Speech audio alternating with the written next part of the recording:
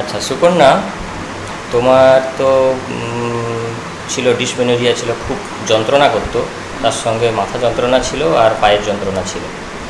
ঠিক আছে, তুমি ওই চাপ দিয়ে শুলে একটু ভালো লাগতো, আর হচ্ছে গরম জল খেলে ভালো লাগতো। বাম সাইডে ব্যথাটা তোমার বেশি ছিল, তাই তো? এখন কীরকম অনুভব করছো? এখন ঠিক আছে, মানে ওই ইমার্জেন্সি যে ওষুধটা ওটা খেলে কমে গেছে। হুম। তারপরে এবার বলে বুঝতে পারবো যে এবার কতটা। তারপরে আর সেরকম হয়নি? আচ্ছা আচ্ছা। তাহলে তোমার তো মনে হচ্ছে লেট হয়ে যাচ্ছে, হওয়ার কথা যেদিন তার থেকে মনে হয় লেট হয়ে যাচ্ছে।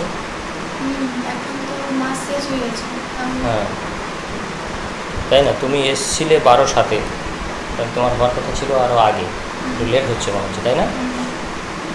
আচ্ছা।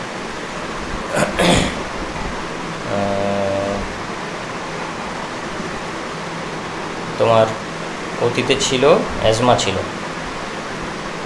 খেতে পছন্দ করতে একটু ঝালঝাল খাবার, একটু টক, আর খেতে অপছন্দ ডিমের কুসুম টুসুম বা ডিম বা তেল জাতীয় খাবার এইসব।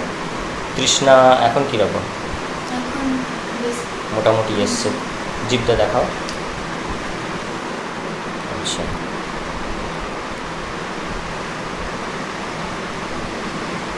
আগে তোমার তৃষ্ণাই ছিল না এরকম একটা, হ্যাঁ?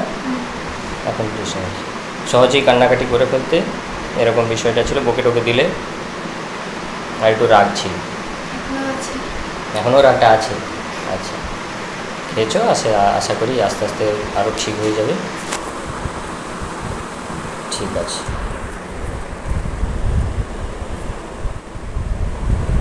15/7/25 পালসেটিলা 200 3টে ডোজ দিয়েছিলাম। খুব বেশি ব্যথা হলে কলসিল ছিল, এখন প্লেসেবো একটু দেবো। নেক্সট টাইম পিরিয়ডস হলে কতটা কী হয় কি না হয় দেখবো, আগের থেকে বেশি হচ্ছে না কম হচ্ছে সেটা একটু দেখবো। তবে তোমার এটা ব্রণটা একটু কম ধরেছে, এটা দেখা যাচ্ছে। গলার ভয়েসটা একটু ছিল, গলার ভয়েসটা একটু হোর্সনেস ছিল। এখন কি ক্লিয়ার মনে হচ্ছে না? বুঝতে পারছো না অতটা? আমার তো মনে হচ্ছে পরিষ্কার। নাম বলো। সুপর্ণা দেবনাথ। হ্যাঁ, সুপর্ণা দেবনাথ। সুপর্ণা দেবনাথ।